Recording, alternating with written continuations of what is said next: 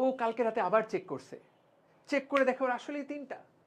এখন ও কারোর সাথে এইটা শেয়ার করতে পারছে না, ও কারোর সাথে এটা কারোর সাথে এই ভয়ে লজ্জায় মানে একটা সংকোচে শেয়ার করতে পারছে না।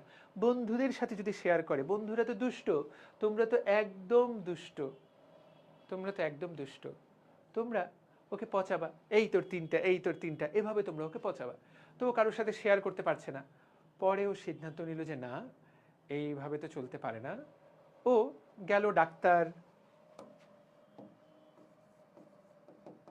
লিটনের কাছে। ডাক্তার লিটন, তো ডাক্তার লিটনের কাছে গেল। তো ডাক্তার লিটন বলল যে বলেন হামিম সাহেব আপনার কি সমস্যা। হামিম সাহেব বলল ডাক্তার সাহেব আপনি ব্যাপারটা বুঝে নেন। ডাক্তার লিটন বলবো ভাই সমস্যা না বললে কি বুঝে নিব, বলেন কি সমস্যা। হামিম সাহেব বলল